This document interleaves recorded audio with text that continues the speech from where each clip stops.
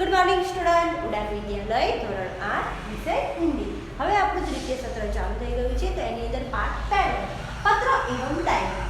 તો કે તમે આગળના સેમની અંદર પત્ર આગળના ધોરણની અંદર પત્ર લખતા તો શીખ્યા હશો, પણ અહીંયા પત્ર લેખન અલગ અલગ રીતથી જોવા મળે, જેમ કે નિમંત્રણ પત્ર એટલે કે કોઈને આમંત્રણ આપવું હોય પત્ર, પછી બધાઈ પત્ર એટલે કે કોઈને શુભેચ્છા પત્ર, પછી આશ્વાસન પત્ર એટલે કે કોઈને આશ્વાસન આપવાનું જો એ રીતનું પત્ર હોય છે।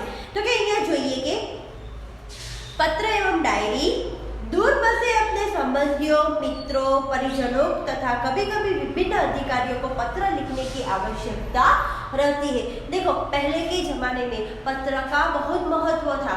हाँ, उन लोगों को पत्र के द्वारा आश्वासन, बधाई ये सब दिया जाता था।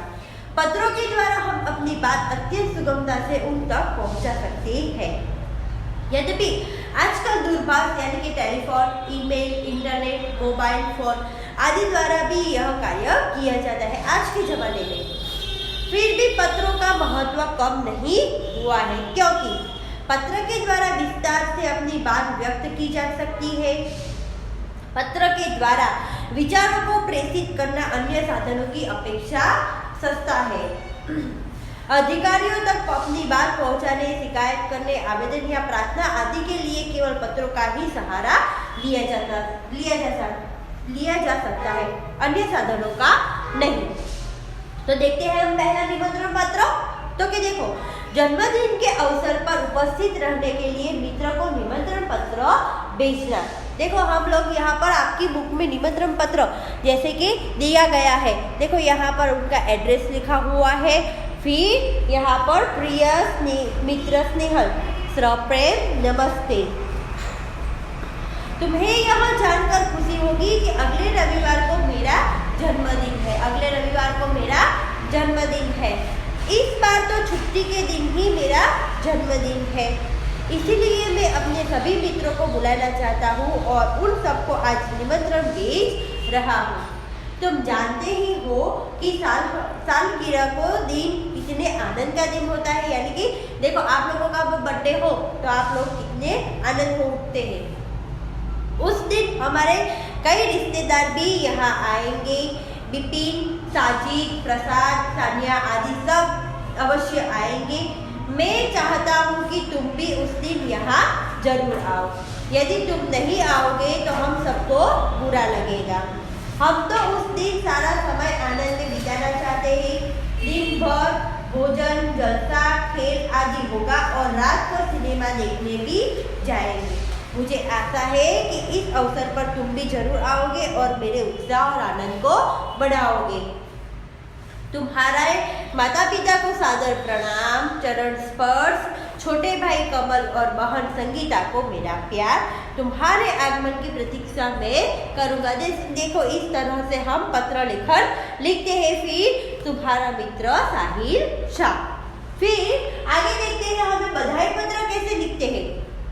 तो कि सालगिरह की जन्मदिन पर बधाई पत्र, निमंत्रण पत्र यानी कि किसी को हमारे घर पर आमंत्रित करने का पत्र होता है। बधाई पत्र क्या है? किसी को बधाई देने के लिए, जैसे कि जन्मदिन की, शादी की सालगिरह की, फिर इनाम की, ऐसी बधाई देने के लिए पत्र लिखते हैं। देखो हम लोग यहाँ पर बधाई पत्र में यहाँ पर भी इस तरह एड्रेस यानी कि सरनामा लिखा हुआ होता है। तो बधाई पत्र हम कैसे लिखते हैं देखते हैं। प्रिय मित्र साहिल सप्रेम नमस्ते, कल ही तुम्हारा पत्र मुझे मिला तो हम सब बहुत खुश हुए। हमें तुम्हारी सालगिरह का निमंत्रण भी मिला और यह जानकर विशेष प्रसन्नता हुई कि कल तुम्हारी सालगिरह है। इधर माँ कुछ दिनों से बीमार रहती है और पिताजी को सुबह 10 बजे की दफ्तर जाना पड़ता है। दर्शना को भी सुबह स्कूल जाना पड़ता है और वह तो है भी अभी छोटी, इसी कारण घर का बोझ मुझ पर है। अब तुम ही कहो यह सारा बोझ किसको सौंपकर तुमसे आ मिलूं। मेरे दिल में तो बहुत होता है कि इस शुभ अवसर पर उठकर तुम्हारे पास मैं आ जाऊं, परंतु घर की स्थिति का विचार करके विशेष विवश हो जाता हूँ और मन करते हुए भी नहीं आ सकता। तुम तो अब 1 साल बड़े हो गए हो, इस अवसर पर मैं तुम्हें बधाई क्यों न दूं? मैं तो चाहता हूँ कि बार बार तुम्हारी सालगिरह आया करे और हमें खुशियाँ मनाने का मौका मिले। इस मंगल अवसर पर उपस्थित न रह सकते हुए भी मेरे दिल में तुम्हारे लिए शुभकामना है। मैं चाहता हूँ कि ईश्वर तुम्हें चिरंजीव रखे और तुम्हारा नया वर्ष शुभदायी जाए। तुम्हारा मित्र स्नेहल। हाँ, ऐसे हम बधाई पत्र देखते हैं। फिर आश्वासन पत्र। पत्र के तो कई प्रकार हैं, लेकिन आज हम यहाँ पर 3 पत्र कैसे लिखते हैं वह देखेंगे। तो आश्वासन पत्र तो कि खेल महाकुंभ में असफल अच्छा प्रदर्शन नहीं करने पर सखी को आश्वासन पत्र लिखते हैं। देखो यहाँ पर भी हमें यहाँ एड्रेस लिखा है, मातृछाया स्टेशन रोड, कानूपुर, अहमदाबाद, 17 नवंबर 2011। प्रिय सखी जागृति, सप्रेम नमस्ते।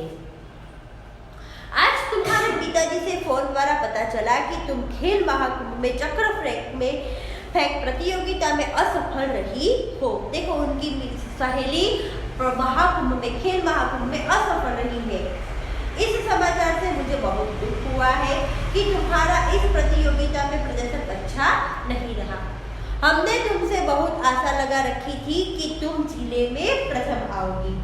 प्रिय सखी, खेल में हमेशा जितना ही महत्वपूर्ण नहीं होता, अब जो कुछ होने वाला था हो गया है, इसलिए उसका शोक न करना चाहिए और इस असफलता से निराश भी न होना चाहिए। असफलता भी सफलता का सोपान है। असफलता उन्हीं के चरण चुनती है जो अपने ध्येय प्राप्ति के मार्ग में डटे रहते हैं। अब निराश या हतोत्साह होने से कोई फायदा नहीं है। मैं चाहती हूँ कि अब तुम दुगने उत्साह से अभ्यास करो तो अगले साल तुम्हें अवश्य सफलता मिलेगी और तुम अपने जिले में ही नहीं, गुजरात में प्रथम आओगी। मुझे आशा है कि तुम मेरी बात मानोगी और अपने अभ्यास में मनोयोग से लग जाओगी। तुम्हारी सखी अवनी। देखो इस तरह हम क्या किसी को आश्वासन देते हुए भी पत्र लिख सकते हैं। तो विद्यार्थी मित्रों, आप लोगों ने पत्र यह त्रण पत्र लेखन यहाँ पर हमने लिए। अगले वीडियो में हम आगे का पत्र लेखन लेंगे।